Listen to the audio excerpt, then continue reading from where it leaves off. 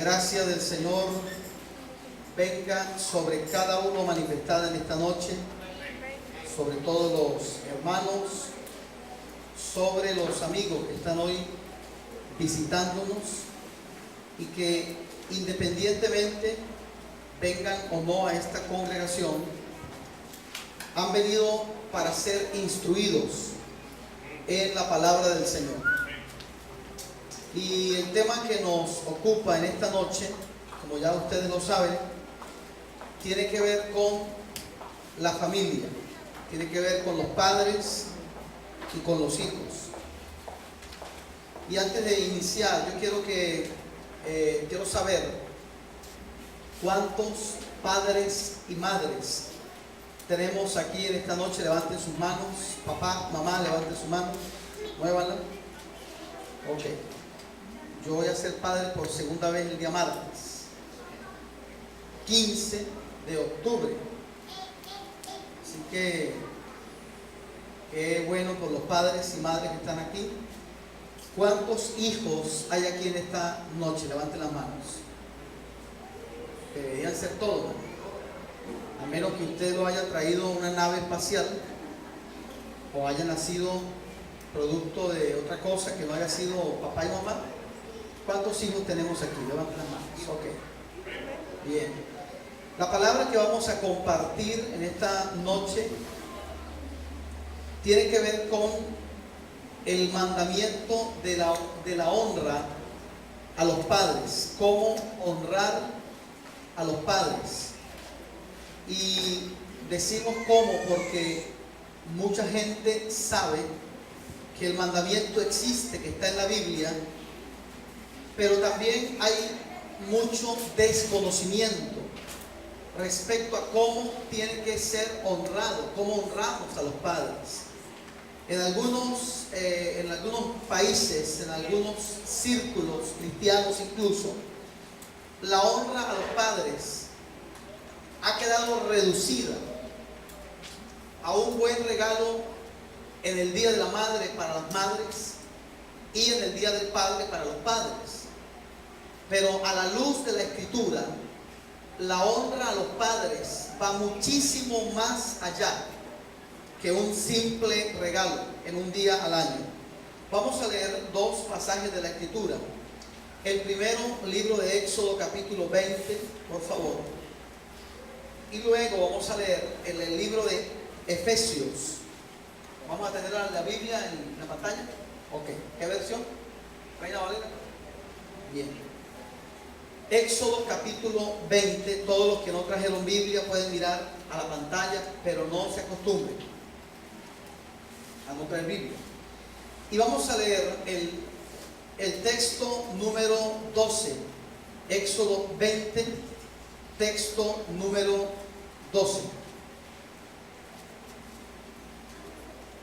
Dice: honra a tu padre y a tu madre, para que tus días sean prolongados en la tierra que el Señor tu Dios te da. Honra a tu padre y a tu madre para que tus días sean prolongados en la tierra que el Señor tu Dios te da. En la lista de lo que conocemos como los 10 mandamientos que habló el Señor al pueblo de Israel, este mandamiento aparece como el quinto mandamiento. Antes del mandamiento de honrar a los padres, aparecen 4 mandamientos que tienen que ver con Dios. Básicamente, no tendrás dioses ajenos, no te harás imagen ni semejanza de lo que está en la tierra, ni en el cielo, ni las aguas debajo de la tierra. No adorarás ni servirás a otros dioses. No tomarás el nombre de Dios en vano. Y acuérdate de consagrar un día para santificarlo para el Señor. Esos fueron los mandamientos, repito, para el pueblo de Israel. Los primeros 5 tienen que ver con Dios. Los segundos tienen que ver con el prójimo. No matarás, no cometerás adulterio, no hurtarás, no darás falso testimonio contra tu prójimo y no codiciarás nada de lo que pertenezca a tu prójimo, ni su mujer, ni su siervo, ni su buey, ni su asno, ni nada que le pertenezca a él. Lo tremendo es que el mandamiento de los padres aparece, hermano, como atravesado. Cuando usted lee, y usted lo puede hacer, los mandamientos del prójimo, todos están relacionados. Los mandamientos respecto a Dios, todos están relacionados. Pero el que parece estar ahí como suelto, como perdido en el mapa, es el mandamiento de la honra a los padres. Y explican los comentaristas lo siguiente: la primera persona después de Dios a la que tú tienes que honrar es a tus padres. Es decir, no existe un verdadero prójimo para mí si primero yo no he aprendido a honrar a los prójimos que están en mi propia casa. Eso es lo primero que dicen los comentaristas. Porque ese mandamiento está como atravesado, porque tu familia es tu primer campo de entrenamiento. Cuando tú aprendes a honrar, a obedecer, a respetar adentro, estás entrenándote para fluir afuera con el prójimo. Eso es lo primero que dicen los comentaristas. Lo segundo, los padres son una conexión entre Dios y el prójimo. Ellos te muestran el amor de Dios, pero a la vez ellos te muestran cómo se sirve al prójimo. Un mandamiento que parece, repito, fuera de lugar, pero está bien ubicado, porque tus padres son la conexión. Fíjese, mucha gente cuando llega a los caminos del Señor, usted va a ver que a muchos les cuesta expresarse, les cuesta adorar, les cuesta alabar al Señor, les cuesta decir incluso Padre a nuestro Padre Celestial. Y dicen algunos expertos en materia que muchas de esas dificultades que la gente tiene para expresar su vida piadosa, su vida devocional delante del Señor, viene formado o deformado desde su hogar. Me llamó la atención algunos datos que dan los sociólogos y los expertos en el manejo de conflictos familiares. Permítame decirle algunos de esos datos que me llamaron poderosamente la atención. En primer lugar, oiga esto: nuestros primeros 10 años de infancia, los primeros 10 años del ser humano, son determinantes en un 80% para lo que va a aprender y a manifestar a lo largo de su vida. Todo lo que se llama conocimiento. ¿Sabía usted que un niño está en capacidad de aprender cualquier idioma? Cualquiera. Usted agarra a un muchacho nacido en este país y se lo lleva para Japón, y el muchacho le va a aprender a hablar japonés. De hecho, la gente que ha migrado a otro país, usted va a encontrar gente que se ha ido a Estados Unidos, a Europa, al África, al Asia, y usted va a encontrar un fenómeno. Ellos a duras penas saben hablar algunas palabritas, pero los niños que iban con ellos son expertos hablando el idioma, porque son cassette, disquete blancos, memorias blancas, que están listas para grabar cualquier información. Cuando el gran predicador D.L. Moody, un hombre que le llegó a predicar a más de 100,000 personas, se ganó a más de 100,000 personas para el Señor, sin usar aparatos de sonido, porque no había. Cuando él llegaba a su casa, su esposa siempre le preguntaba: mi amor, ¿y cómo te fue? Él le predicaba a las multitudes, él predicaba en campos abiertos.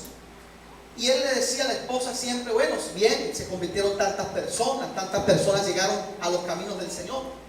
Pero un día, él llegó y le dijo, bueno, cayó una tormenta, cayó una nevada, no fue mucha gente, apenas se convirtieron 2 almas y media.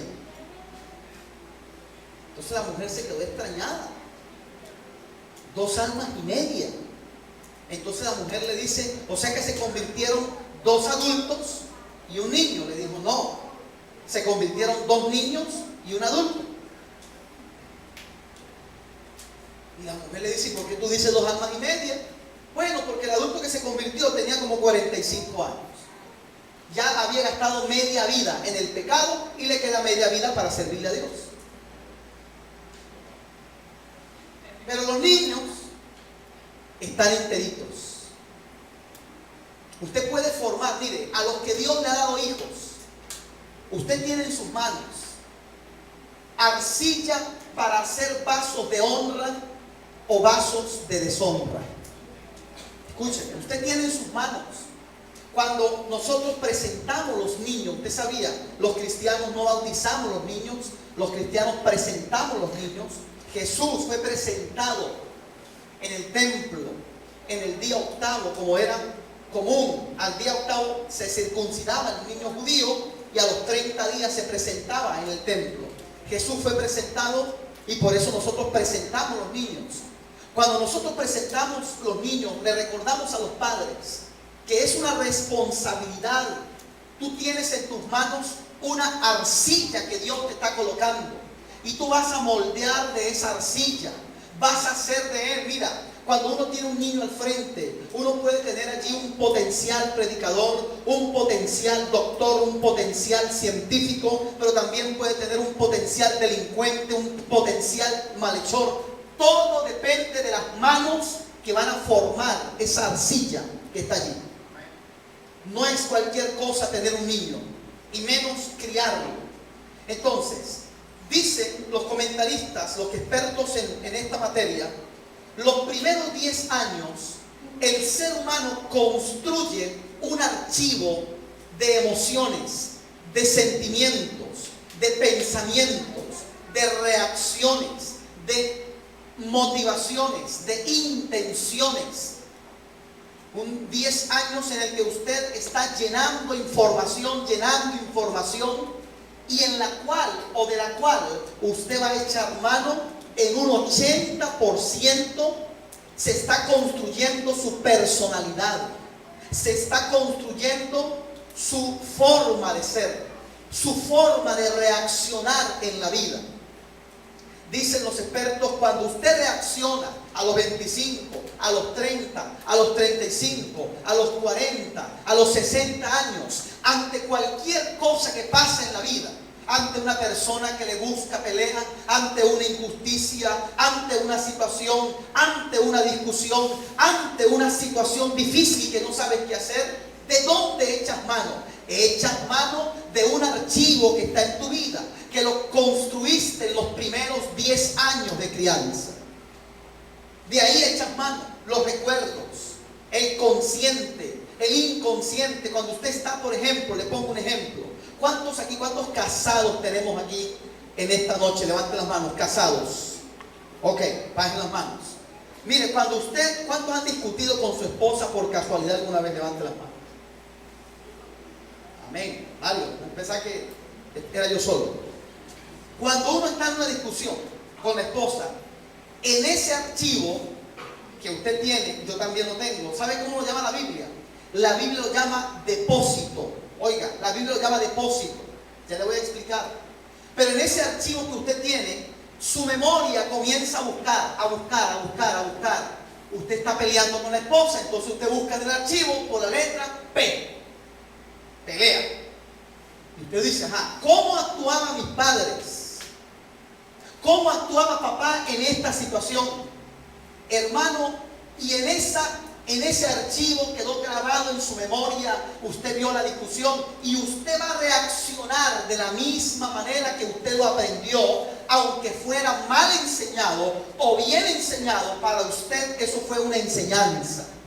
Cuando usted va a corregir a su hijo, usted corrige a su hijo de la misma manera que usted lo corregía, porque usted cree que es la manera correcta de hacerlo. A menos que usted haya tomado la molestia de cambiar, de revisar las cosas que su papá y su mamá hacían.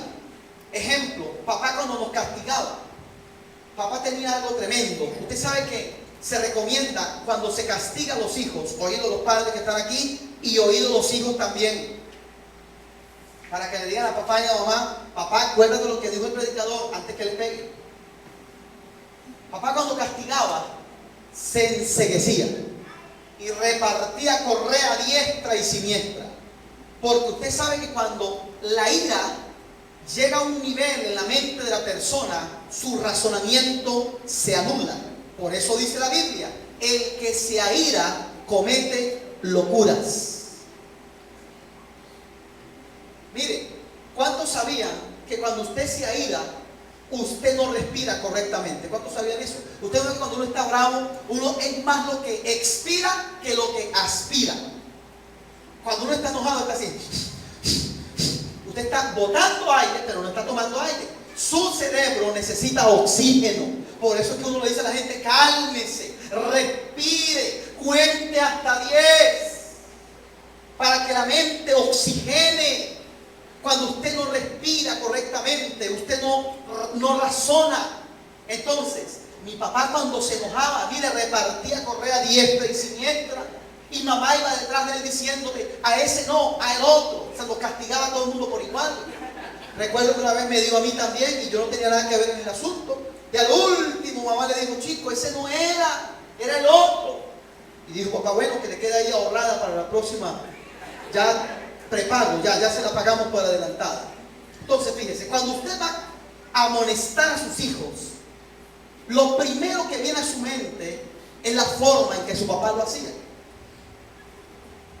Esto no quiere decir que él lo hacía correctamente. Para usted es correcto como él lo hacía, pero quizá no era correcta la forma.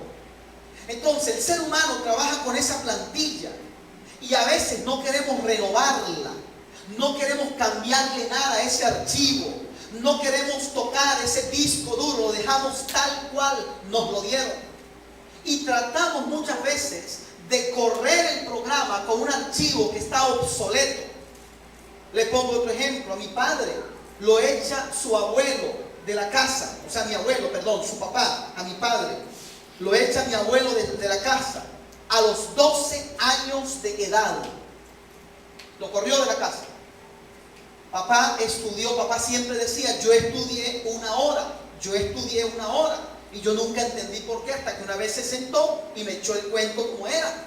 Me dijo: papá, yo me crié en el campo, yo nunca fui a primaria. Ahora usted sabe que hay jardín, sala de 3, sala de 4, sala de 5, primaria, secundaria, preparatoria, universidad, etc.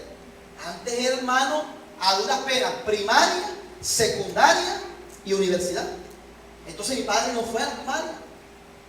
Mi abuelo decía que él se iba a perder, que los estudios ponían a la gente bruta, mala. Pero un día una señora le dijo: mire, señor José se llamaba, déle estudio a su hijo, por lo menos, mire, enséñele a sumar, a restar, a dividir, a multiplicar, a leer, a escribir. Bueno, el abuelo tomó el consejo. Dijo: vamos a ver cómo hago, pero yo no quiero que vaya él me tiene que ayudar aquí en la finca. El abuelo tenía una finca de café. Bueno, un día llegó la escuela rural daba clases 1 hora diaria a los muchachos que no podían ir al colegio. El abuelo envió a papá, cuando eso tenía mi padre 12 años de edad, la primera vez a la clase, 1 hora de estudio. Con esas cosas de la vida cayó un aguacero en el campo, en el llano, una lluvia de esas, hermano, que usted tiene que encerrarse y acostarse a dormir. Y bueno, mi papá con 12 años le dice a la profesora: yo me tengo que ir a la casa. Cuando eso, quedarse fuera de la casa era casi un delito. Digo cuando eso porque hoy es normal. Pero quedarse fuera de la casa, y el abuelo estaba esperando a papá. Y él le decía a la profesora, déjeme ir, porque si yo no llego a mi casa esta noche, yo sé lo que me espera mañana. La profesora le dijo, tranquilo, usted se queda durmiendo aquí, yo mañana voy temprano con usted a las 6 de la mañana, lo tengo allá, tranquilo, yo hablo con su papá, yo hablo con él, pero usted no la conoce, tranquilo. Se quedó durmiendo en la casa de la profesora. A las 6 de la mañana la profesora lo lleva, lo pone frente a la casa, y cuando abrió las puertas, el abuelo le tenía las maletas a mi papá. Lo corrió a los 12 años. Papá nunca más estudió, por eso que papá decía que él estudió 1 hora, más nada. ¿Cuándo se reencuentran? Cuando papá tenía 45 años. O sea que el abuelo era un poquito rencoroso. Un poquito rencoroso, 30 años de rencor. Una vez mi hermano mayor comete una falta, ¿qué cree usted que hizo mi padre? ¿Qué cree usted que hizo? Él buscó el archivo. Él dijo, cuando un hijo comete una falta, ¿qué hay que hacer? Correrlo. ¿Y qué hizo con mi hermano? Lo corrió de la casa. Entonces, si nosotros no revisamos eso, vamos a repetir en nuestros hijos errores que nuestros padres cometieron con nosotros. Quizá tu padre no lo hizo con mala intención, pero lo hizo mal. Y hay que hacer una profunda revisión. ¿Cómo estamos nosotros, hablo con los padres, criando a nuestros hijos? ¿Y cómo estamos los hijos honrando a nuestros padres? Eso es lo primero que debo decirle. 10 años. En esos 10 años usted está vaciando información y su hijo es una esponja que está absorbiendo.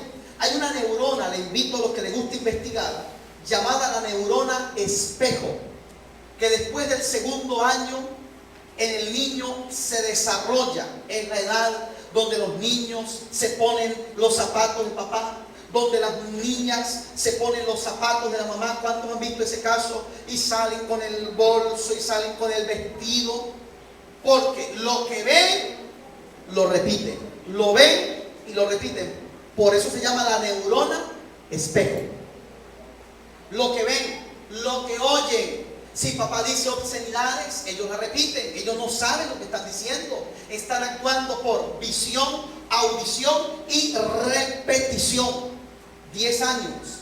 10 años en los que aproximadamente el ser humano en América Latina oye 100.000 frases con la palabra no. Escuche, 100.000 frases con la palabra no. Desde el año 0, nace hasta el día 1, hasta los 10 años, en América Latina estamos criando con el modelo negativo, no con el modelo positivo. ¿Qué significa eso? No le decimos al niño, cómete la sopa para que sea fuerte, sano, saludable, inteligente, sino, si no te comes la sopa, te va a llevar fulano, el coco, te va a llevar fulano, el tropavejero. Y si va entrando usted, en ese momento, ese señor que está entrando te va a llevar si no te comes la sopa. No le decimos, bájate de la silla, sino que le decimos, te vas a caer. Trabajamos con el elemento negativo, le damos la información equivocada al muchacho. Esto trae como consecuencia que los niños a la edad de la adolescencia o la juventud están llenos de temores, de fobias inexplicables. Yo quiero que usted escuche esto. Le hablo a los alérgicos. Oído, el 90% de las alergias no son de carácter somático, sino psíquico. Es decir, lo transmite la gente. Ellos nunca sabían, su cuerpo no sabía, pero le transmitieron esa información. El ser humano nace con 2 temores desde el vientre. 2 temores, 2 miedos, vamos a decirlo así. El primero, el miedo a las alturas. Usted agarra a un recién nacido y lo lanza, por supuesto, y lo agarra. No lo voy a soltar y a dejar en el aire. Usted lo lanza y lo agarra, y usted va a ver que el niño, él no sabe la fuerza, la gravedad, él no sabe que si se cae se va a reventar, él no sabe nada, pero enseguida usted lo lanza y él hace un instinto de defensa. Él busca la forma de hacer algo, porque sin conocer la altura, Él teme a las alturas. Es el primer temor con el que nace todo ser humano. El segundo, el temor a ser separado de sus padres. No sé cuántos han pasado por la tremenda experiencia de llevar a sus hijos al jardín de infancia o al kinder o a la sala de 3, a la sala de 4, a la sala de 5. A mí me tocó hace poco. ¿Cuántos han pasado esa experiencia? Mire, eso es terrible. Yo en estos días le decía a mi esposa, el que inventó esta broma no tiene corazón. El que inventó la sala de 3 no tiene corazón. Ese grito desgarrador. Uno cree que el mundo se está acabando. Entonces, es el segundo temor con el que nace el niño. Temor a ser separado de sus padres.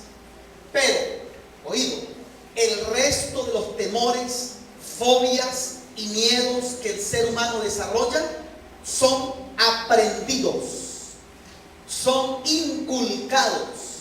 En otras palabras, son enseñados sin querer o muchas veces queriendo. 100,000 veces hasta los 10 años a ti te dicen no te bajes, no te salgas, no. Y eso va creando en el niño temores que ni siquiera conoce. Hay gente que nunca ha volado en avión, pero le temen. ¿Cómo le temes tú a algo que no has experimentado? ¿Cuántos conocen a esa gente? Hay gente que tiene miedo a cosas que no ha visto. Usted quiere, para que vea cómo trabajamos los seres humanos. Hay gente fuera del país, con esto de la inseguridad, que sin haber venido a este país, tienen miedo de venir a este país. ¿Se da cuenta? La información crea una cosmovisión, la forma en que tú ves el mundo. Hay gente que sin conocerte a ti te aborrecen. Hay gente que me ha dicho a mí, yo no lo conocía a usted, pero oí, alguien me prejuició. Yo hice un juicio anticipado sin conocerlo a usted. Eso es tremendo. Y tú le dices, pero es que yo no lo conozco a usted. Yo tampoco, pero yo lo odio a usted sin conocerlo. ¿Aló? Eso se llama paradigma. Cuando usted crea un paradigma en alguien, va a ser muy difícil, no imposible, pero muy difícil cambiarlo. Todo eso se crea en los primeros 10 años. Ahí le enseñamos a nuestros hijos valores y antivalores. Yo enseño en muchas iglesias que hay padres cristianos que conocen la Biblia, que sin saberlo le están enseñando a sus hijos valores antibíblicos. Por ejemplo, cuando le preparamos la lonchera al muchacho, a la muchacha, la vianda, no sé cómo le llaman ustedes, le decimos, esto es para ti, esto no es para más nadie. A la hora del receso te lo comes en un rinconcito que nadie te quite. Y si no quieres comer, no te lo deja nadie, te lo vuelves a traer aquí, que aquí vemos qué hacemos con eso. Hermano, ¿qué le estamos enseñando a ese muchacho? Mira, creemos que le estamos enseñando, wow, qué tremenda enseñanza. Tú le estás enseñando sutilmente a ser miserable. Cuando el muchacho tiene 25 años y es agarrado. ¿Cuántos conocen gente agarrada y pichido? Que van a pedirle y le tocan la puerta y le dicen, Señor, por favor, una limosnita, por el amor de Dios. Y le dicen, ¿a usted le gusta el pescado? ¿Cómo no? Venga en Semana Santa. ¿Usted sabe dónde se formó eso? A ese niño que le decían, mira, ¿tú sabes qué debemos hacer? Mira, si tú no tienes hambre, pero tú ves a algún niño que no tiene comida, mira, te vas a acercar y le vas a decir, mira, quiero compartirte lo mío. Oiga, el pretexto que muchos padres usan para no criar a sus hijos bajo estos principios, ¿sabe cuál es? No, yo no le voy a enseñar a mi hijo a ser generoso, porque la gente generosa sufre en la vida. Y permítame decirle que los que sufren en la vida son las personas pichirres, avaras y egoístas.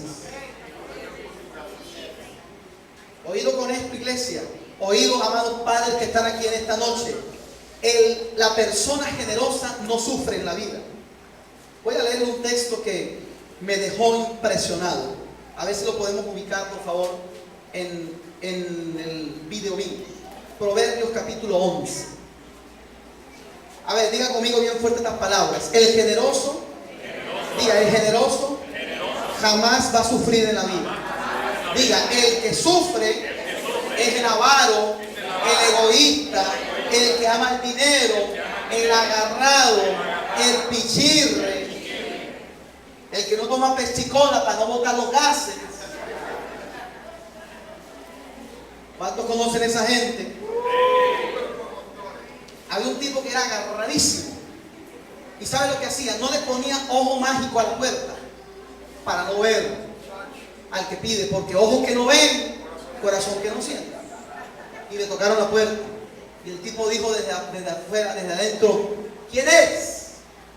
Y allá al otro lado dijeron, una limosnita. Y el tipo dijo, échela por debajo de la puerta. El tipo creía que le estaban dando una limosnita. Oiga lo que dice Proverbios 11:17. El hombre misericordioso se hace bien a sí mismo, pero el cruel a sí mismo se hace daño. A ver cómo lo dice la versión que está aquí. A su alma hace bien el hombre misericordioso, pero el cruel se atormenta a sí mismo. Entonces, ¿quién es el que sufre? ¿El que reparte la merienda con los muchachos? No, él se está haciendo bien porque está creando desde la niñez. ¿Sabe dónde se desarrolla el egoísmo? Ustedes los padres lo saben. Cuando es que su hijo empieza a agarrar los juguetes que no quiere compartir con nadie, porque la naturaleza humana empieza a desarrollar el egoísmo desde niño. Tú tienes que orientarlo, tú tienes que enseñarle a compartir. Recuerda este principio: el hombre nace con las manos cerradas y muere con las manos abiertas. Porque la vida le enseña, como dijo Pablo, desnudos salimos del vientre de la tierra y desnudos volveremos al vientre de la tierra. El hombre misericordioso se hace bien a sí mismo, pero el cruel se hace daño a sí mismo. Verso número 18, el siguiente. El impío, estamos en Proverbios 11, el impío gana salario engañoso, pero el que siembra justicia recibe recompensa. Verso 24. Hay quienes reparten y Dios les añade más, pero hay quienes retienen y terminan empobrecidos. El alma generosa será prosperada y el que sacie también va a ser saciado. No le enseñemos a nuestros hijos principios antirreino. ¿Qué le enseñamos al niño? A veces creemos que estamos haciéndolo bien. Mijo, y si alguien se mete contigo, te voy a enseñar unas cuantas técnicas de defensa personal por si acaso. Te enseño algunas claves de te escondo y si no, te escondes. ¿Qué le decimos? Si alguien te da, no te dejes. Tú eres un varón. Cuando el niño tiene 5 o 6 años y agarra a una niña y le da un beso, ¿qué decimos? Ese es mi hijo, varón como su padre. Cuando tiene 18 años, ha tenido 18 novias. Sonríe, que el Señor le ama. Principios antirreino. Y así como esos principios le enseñamos cosas que no son verdad. Por ejemplo, oiga esto tremendo. Le decimos, estudie para que sea alguien en la vida. Permítame decirle que ese es un principio equivocado. Usted al nacer ya es alguien en la vida. El estudio puede ser una herramienta para que seas más efectivo en tu vida, pero también puede ser un motivo para que seas una persona adulante, una persona prepotente, una persona arrogante, una persona orgullosa, una persona soberbia. ¿Qué le decimos a veces a los muchachos? Principios antirreino. Le decimos, por ejemplo, el famoso refrán: el que da lo que tiene a pedir se queda. Cuando la Biblia dice, el que da, va a recibir, porque más bienaventurado es el que da que el que recibe. Tenemos que revisar cómo estamos llenando esa plantilla, cómo estamos alimentando ese archivo en nuestros hijos. Mira lo que dice aquí. Podemos ceder muchas responsabilidades en la vida, todas menos la responsabilidad de ser padres. Si no asumes la responsabilidad de ser padre hoy que tienes un niño recién nacido, vas a tener que asumirla cuando tenga 30, 40 años ese muchacho. Nunca podrás sacarle el cuerpo a la responsabilidad de ser padre. Dijo Salomón en Proverbios 13:24: el que escatima la vara odia a su hijo. ¿Qué significa eso? A ver cómo aparece en la versión aquí. 13:24. ¿Cómo dice? El que detiene el castigo a su hijo lo aborrece, pero el que lo ama desde temprano lo corrige. Pero le explico, porque un hermano leyó el texto y se paraba a las 5 de la mañana a corregir al muchacho.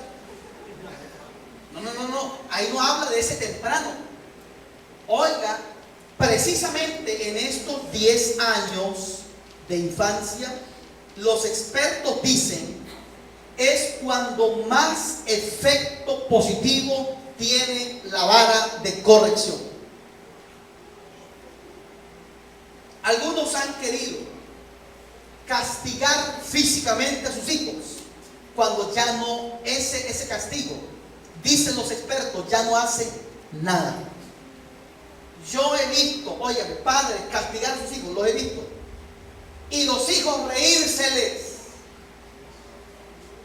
Conocí uno que se ponía 3 jeans para no sentir, y el papá ya estaba mayor, el papá no sabía, y el papá le daba ¡oh!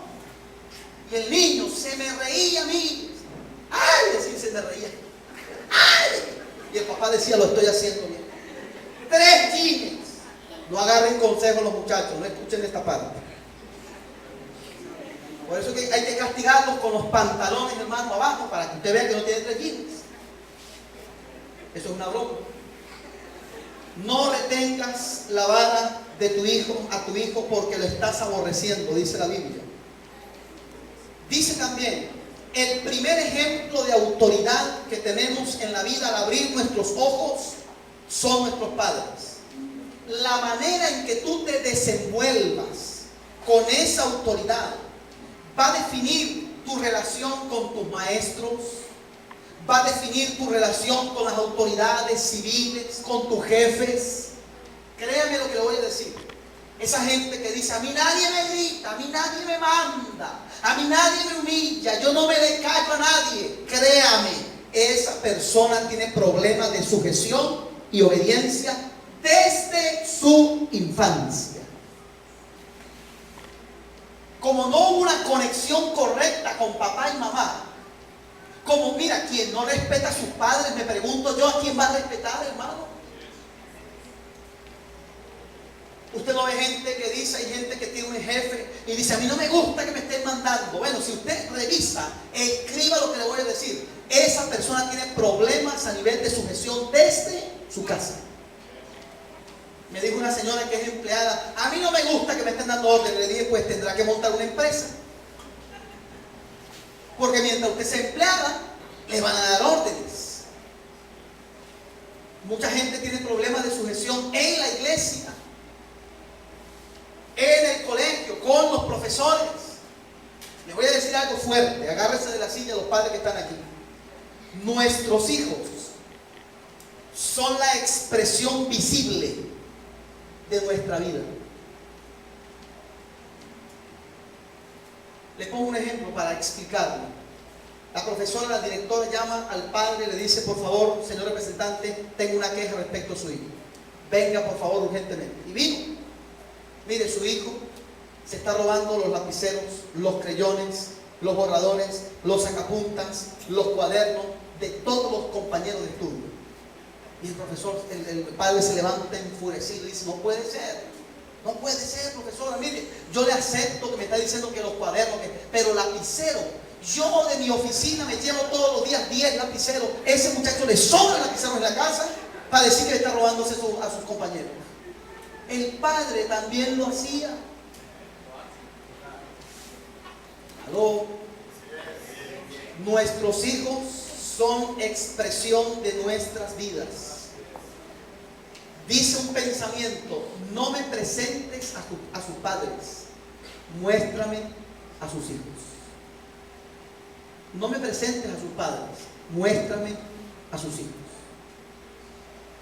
Hermano, a veces decimos cosas tan raras. Por ejemplo, el muchacho rebelde, grosero, obsceno, falta de respeto. ¿Y sabe qué dicen algunos? ¿A quién habrá salido este muchacho? Hermano, la genética no se equivoca. O a usted o a su pareja. Hay gente tan osada que dice: chico, igualito a su tío. Olvídese. Ahora, fíjese.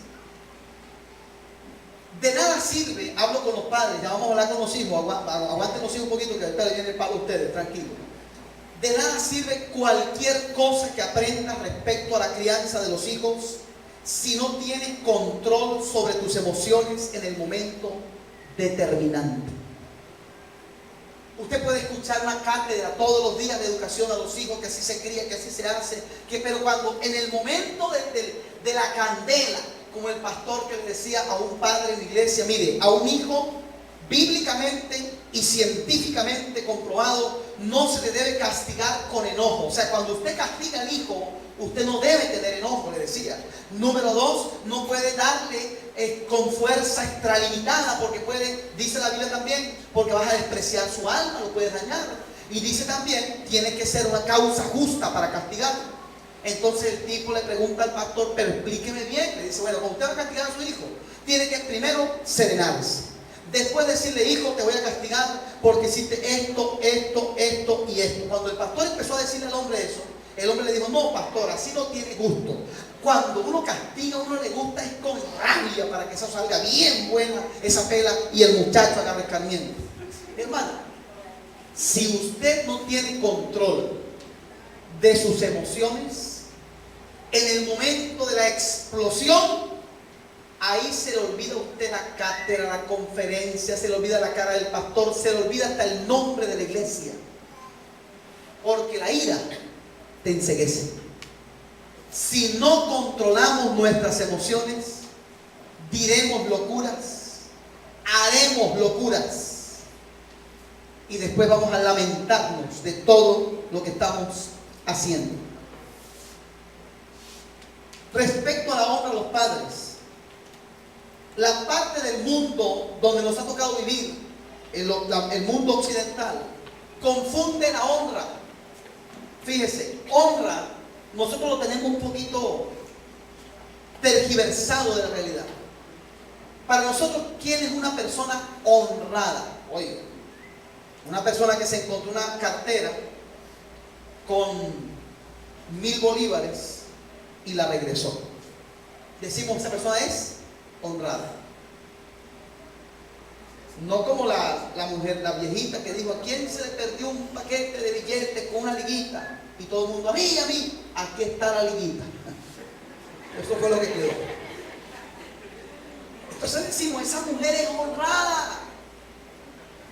Oye, en la Biblia, la persona honrada es la que recibe honra. Oiga, cuando yo honro a mi padre, él es honrado, porque yo lo estoy honrando. Entonces el concepto es un poquito difuso en la mentalidad occidental. Como le dije hace rato, llenamos la honra a los padres con un regalo a mamá el día de la madre y a papá el día del padre. En la mentalidad bíblica, la honra pasa por el pensamiento que tenemos respecto a nuestros padres, por las palabras que usamos para con ellos y con los actos que hacemos con ellos. Por ejemplo, dice el apóstol Pablo en Efesios capítulo número 6. Efesios 6, verso número 1.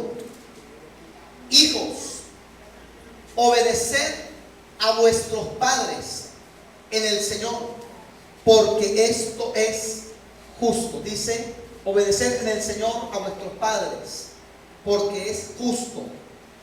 Honra a tu padre, honra a tu madre, que es el primer mandamiento con promesa. Oye, no es el único mandamiento con promesa, es el primero.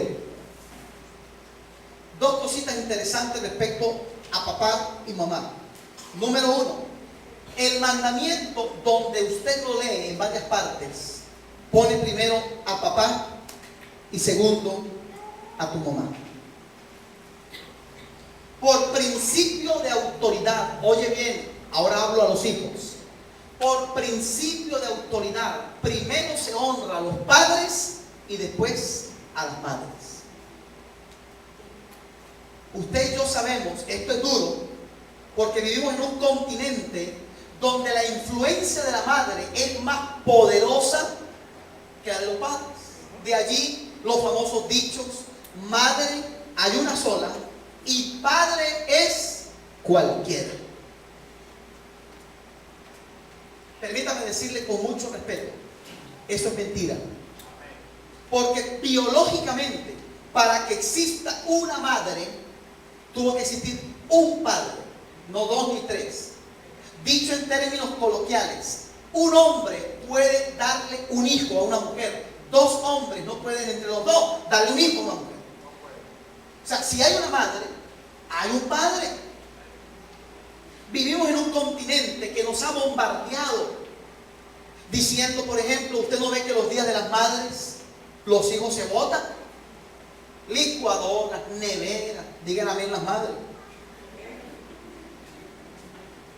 Lavadoras, televisores, microondas, digan amén las madres.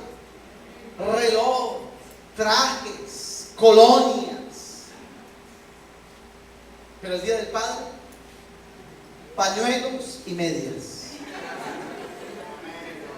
Y lo último que ha salido, la franela con la fotografía de uno y un bolígrafo.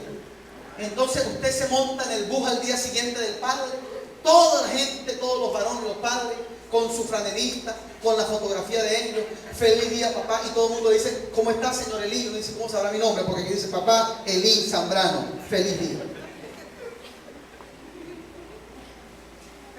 Oiga, eso transmite un mensaje al mundo. ¿Cuál es? Hermano, mire, se lo voy a decir más o menos lo que la gente interpreta. Papá es cualquiera. Mamá, no. Entonces, para colmo de males, como yo lo decía, creo que la última vez que enseñamos aquí, la primera vez que enseñamos aquí, hasta las canciones van inclinando la balanza en la infancia. La famosa canción: arepita de manteca pa' mamá que da la teta, arepita de empanada pa' papá que no da nada. Y el niño está ahí mamando y pensando, diciendo: chico, ¿quién será ese señor que llaman papá? ¿Dónde está ese señor? Aquí esta pobre mujer está dándome teta, me parió, me tuvo 9 meses en el vientre, me hace comida, me lava la ropa. ¿Quién será ese señor que llaman padre? ¿Se da cuenta? Por eso que tenemos el mundo que tenemos. Para que usted vea que no es mentira. Otra canción: los pollitos dicen pío, pío, usted la sabe. Cuando tienen hambre, cuando tienen frío, la mamá les busca el maíz, el trigo, les da la comida, les presta abrigo. El pollito dice: ¿dónde está mi papá? ¿Te das cuenta? Eso va creando una mentalidad. Entonces, para completar, madre de una sola, padres cualquiera.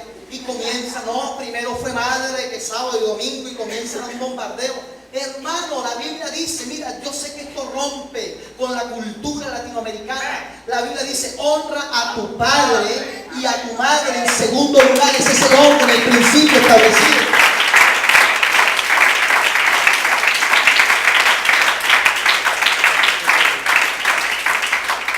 Mira, número 1, primero papá y después mamá. Óyeme, no te lo digo porque yo soy padre. Te lo digo porque estoy comprometido con la palabra del Señor. Segunda verdad respecto a ese texto. A papá y a mamá se honran independientemente cómo han sido para contigo. Porque entonces el otro argumento es: hermano Eli, usted no conoce mi historia.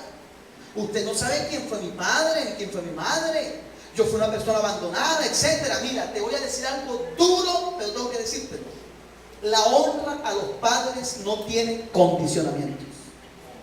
El mandamiento lo puedes buscar, está en Éxodo 20, en Deuteronomio 5, en Proverbios, en Efesios, en Colosenses. Y en ningún lado dice: hónralos si fueron buenos, hónralos a papá si se portó bien con mamá. No, dice: hónralos. Amén. Sin condiciones.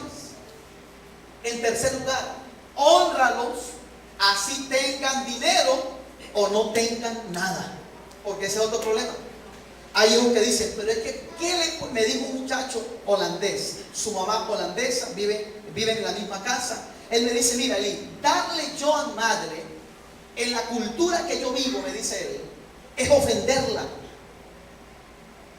¿Por qué? Le digo yo: porque mira, nuestra cultura es distinta a la latinoamericana. Yo le dije: claro que es distinta, porque en nuestra tierra se ofenden si no la honras. Pero la de él, la cultura de él, me dice: yo le doy a mi mamá un regalo o dinero, me va a ofender porque es una ofensa para ella. Segundo, mi mamá tiene más dinero que yo.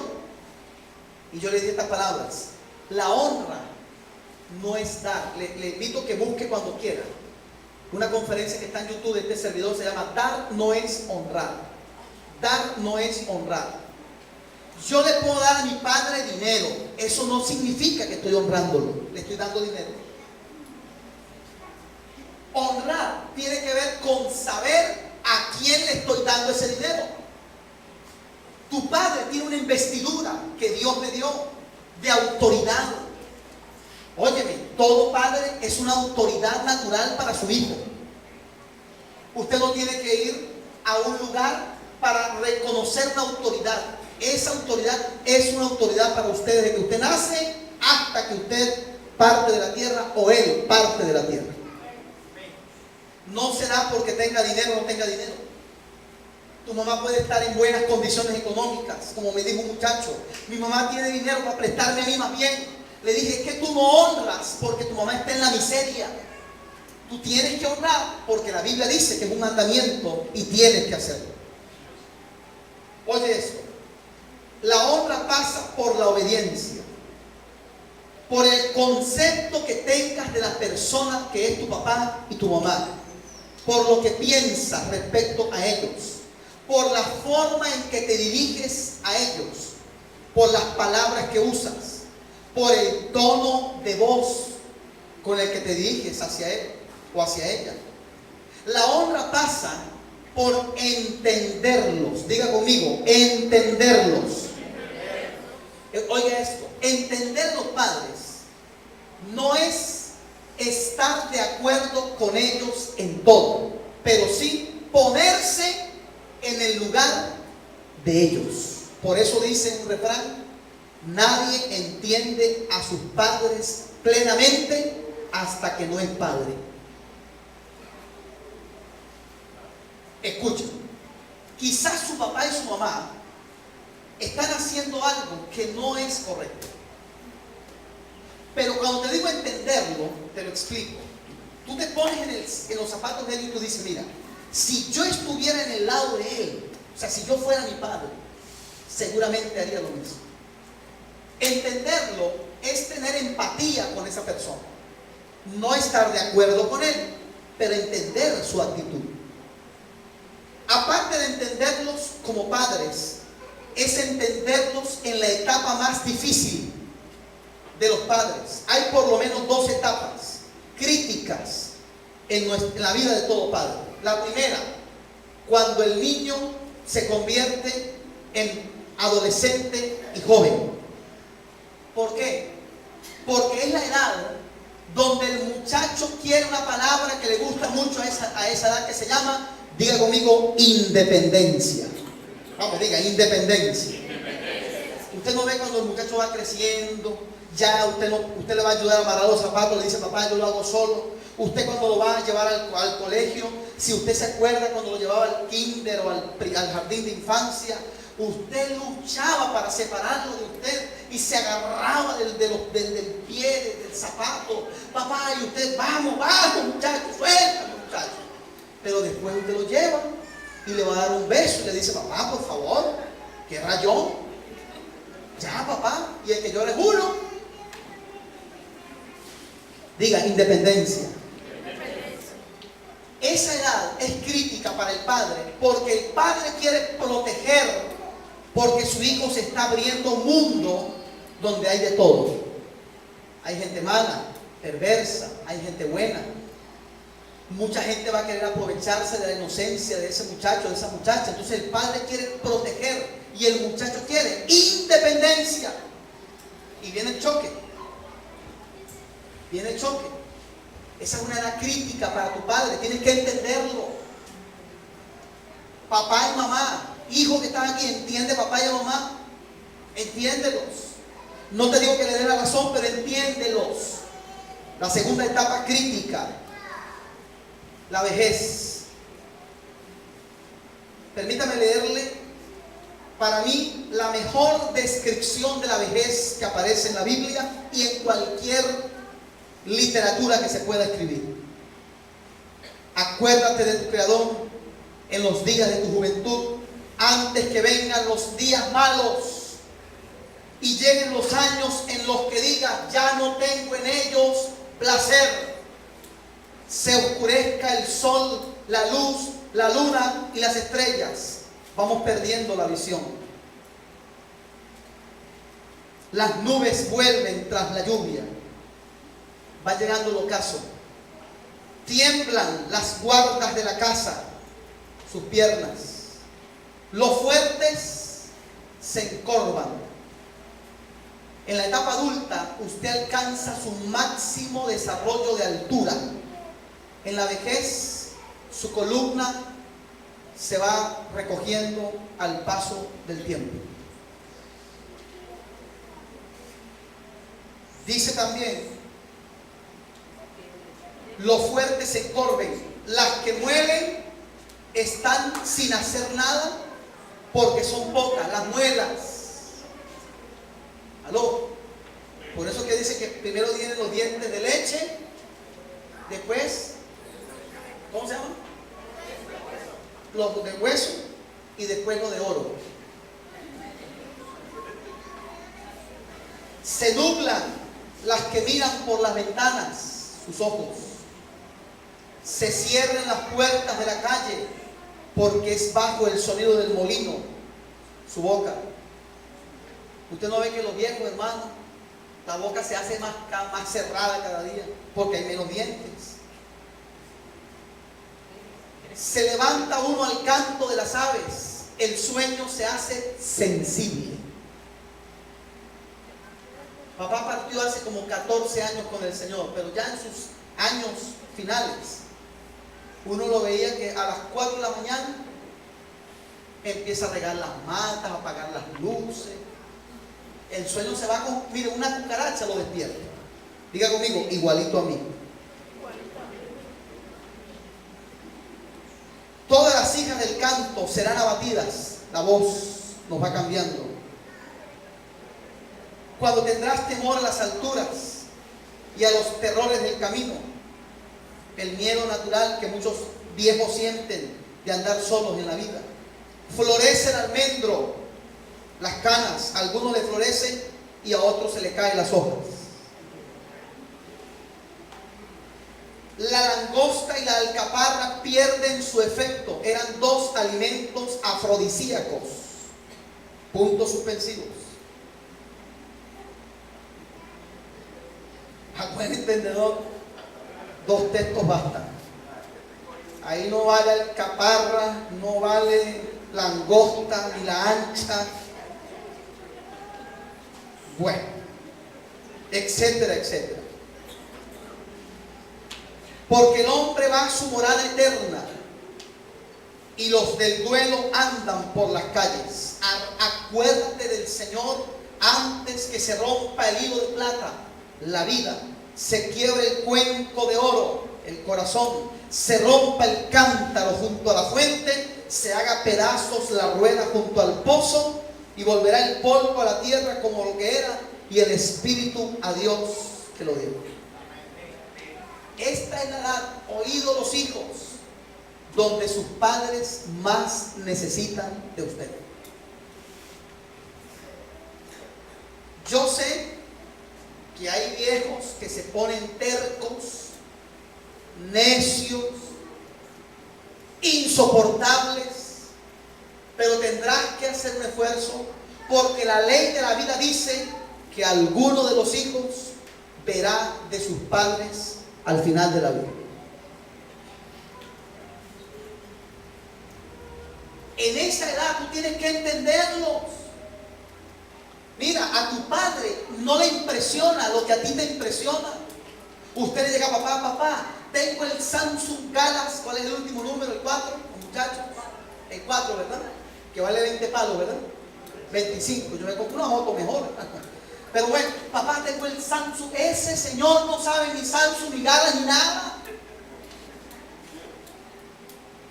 Le pongo el ejemplo. Mi hermano quería impactar a mi padre con regalos y lo hacía con buena intención. Le llevaba con camisas, Montecristo, distancia y categoría. Le llevaba zapatos, le llevaba... ¿Y papá qué hacía con todo eso? Lo guardaba. Papá no salía, siempre se ponía la misma ropa. Y un día le digo, papá, ¿pero qué es lo que a ti te impresiona? Y había en ese momento, todavía lo hay, pero quizá los jóvenes no conocen eso, unos zapatos llamados abuelitas. ¿Cuántos lo han llegado a ver?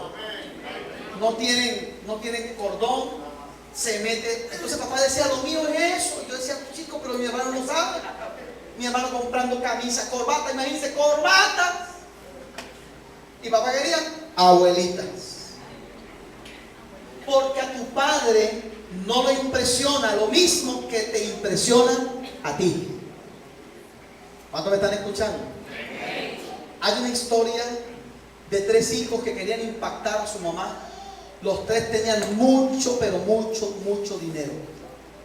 Y hubo uno que le regaló a la mamá, el día de la madre, una casa con 16 habitaciones.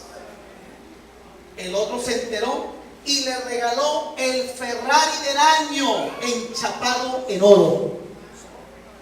El otro dijo, chico, pero ¿qué le puedo yo dar a mi mamá después de semejante regalo? Entonces se buscó un amigo, el amigo le dijo, yo te tengo la solución.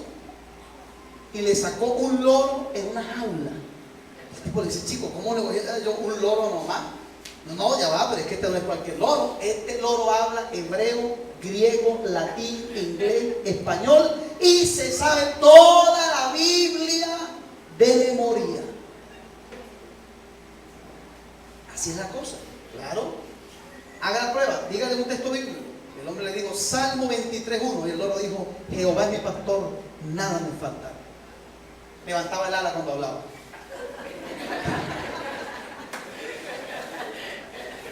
Salmo 91, ¿verdad?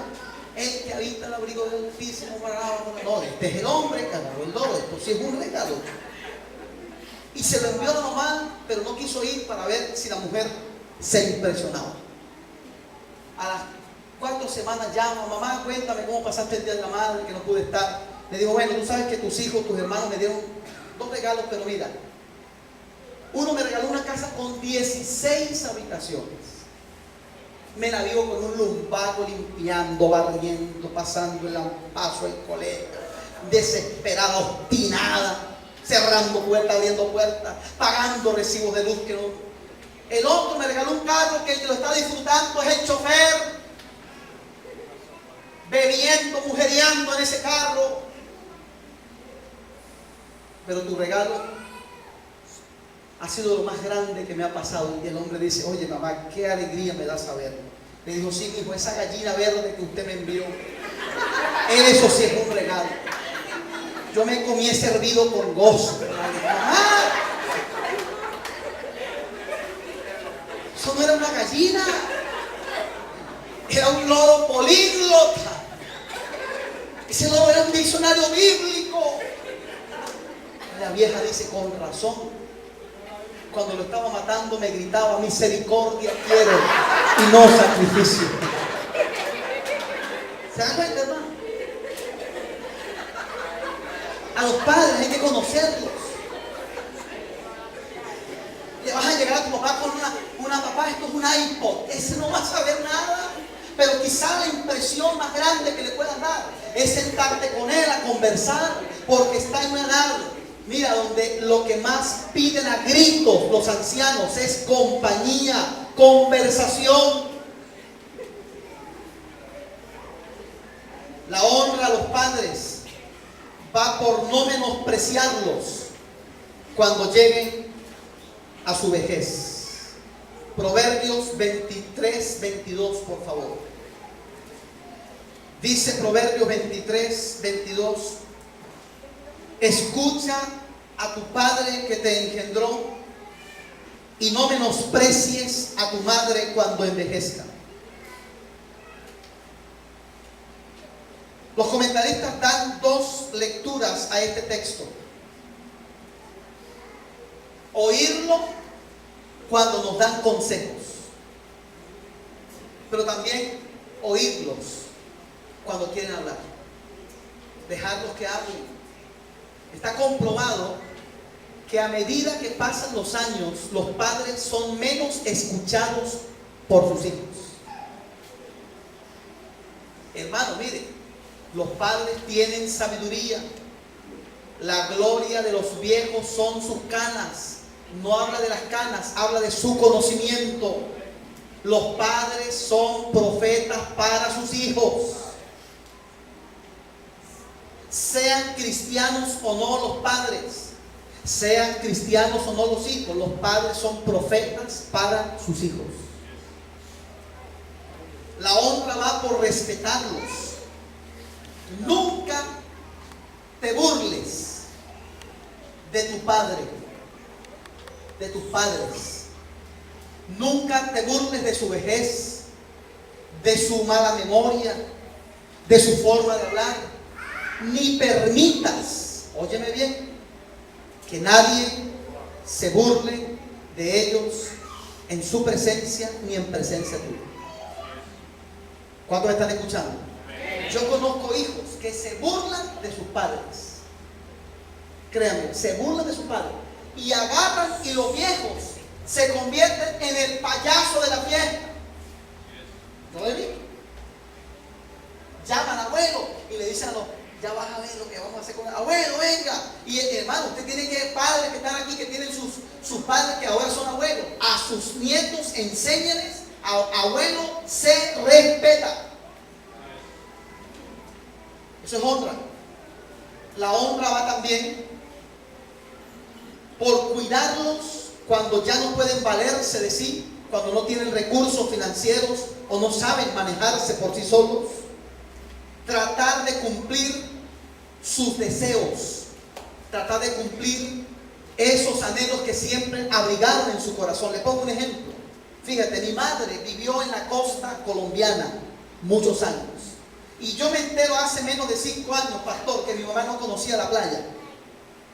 Vivió en la costa como 10 años y no conocía la playa. Y estando en su casa con mi familia, hablando, le dije que habíamos ido a la playa de Aruba, conocimos, y me dice, yo le digo, mamá, ¿usted conoció? Me dice, no puede ser.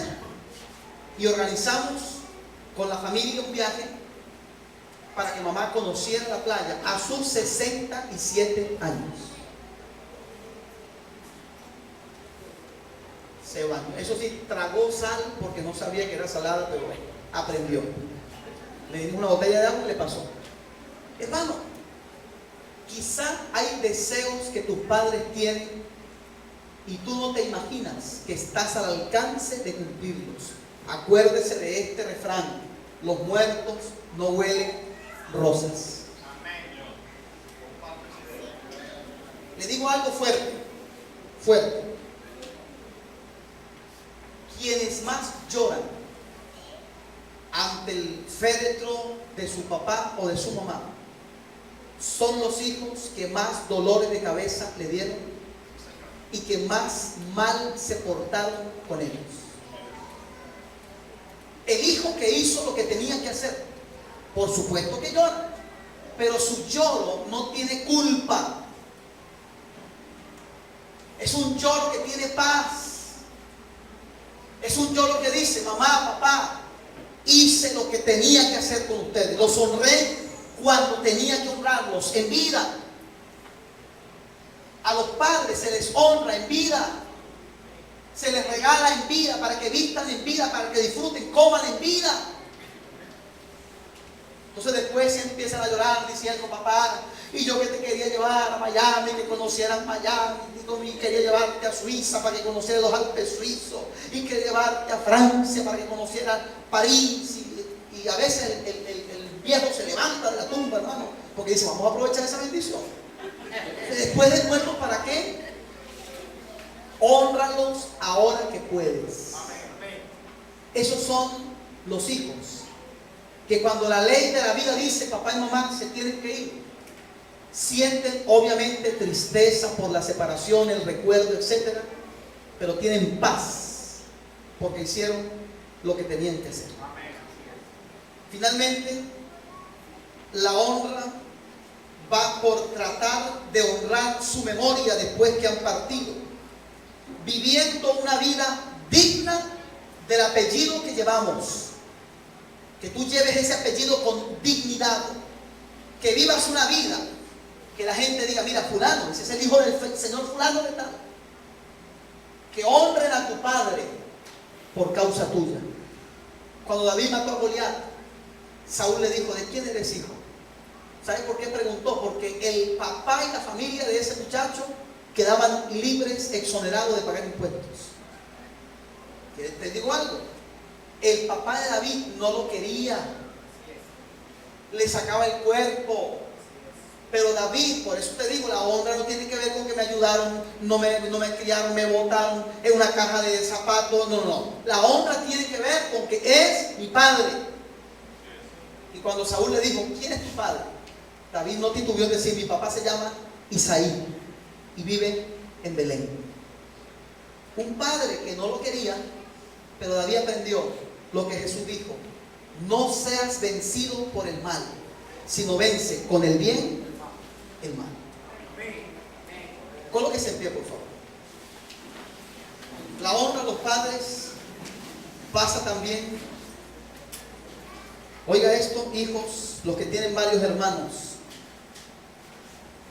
agarre esta palabra.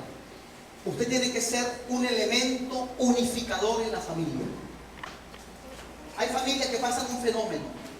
Cuando todos se casan, uno desearía que todos los cuñados, cuñadas, hijos, primos, todos sean. Pero hermano, a veces usted sabe cómo es esto.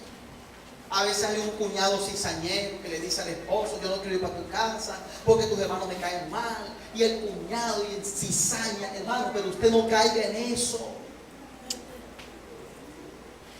Óigame, hijos que están aquí, reciban esta palabra. Comprobado.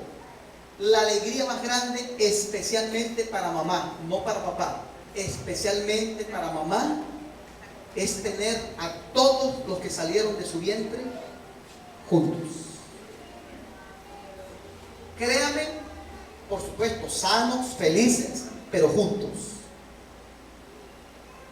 Que vea lo que salió de su vientre, compartiendo, riendo juntos. No seas un elemento de división. Tú tienes que hacer que tu pareja, tu esposo, tu esposa, ame a tu familia. Hermano Eli, que usted no conoce a mi familia, pero tú tienes que ser sabio. Hay gente que enguerrilla a la familia. Hay gente, yo conozco padres, madres que le dice al hijo: mira mamá, mientras fulano vaya a la casa, su hermano, con su familia, no cuentes conmigo. Eso es una puñalada para tu madre. Trata de ser un elemento de unidad. Conversa, mira, cuando ves esas peleas, esos odios, ¿quieres que te diga algo? Siéntalos y diles: mira, mamá y papá van pasando por la vejez. Ahórrales estos dolores, estas lágrimas. porque esas lágrimas te van a salir caras en la vida. Ahí está la Biblia: el que maldice a sus padres, los cuervos le arrancarán sus ojos. Cuando veas esos hijos que le están causando dolor a papá y a mamá, mira, hijos que llegan a la familia a pelear con papá, dile: mira, dale una vejez tranquila, papá. Ellos dieron su vida por ti. Sí, pero trágate ese orgullo. Trágate ese orgullo. Conozco hijos que le han dicho a sus hijos: a la casa del abuelo no vamos más. ¿Tú sabes qué estás haciendo? Quitándole a tu nieto, a tu hijo, el privilegio de abrazar, de besar a sus abuelos. Y todo por orgullo, porque va mi hermano, me debe un dinero, se metió conmigo, me ofendió, hermano. Mire, el orgullo no nos va a dejar nada. Dolores, sea un pacificador. La Biblia dice: bienaventurados los pacificadores. Así que allí donde estamos, vamos a orar. Los que tengan sus hijos aquí, por favor, búsquenlos rápidamente, o los que tengan sus padres aquí, búsquenlos rápidamente. Quiero que oremos.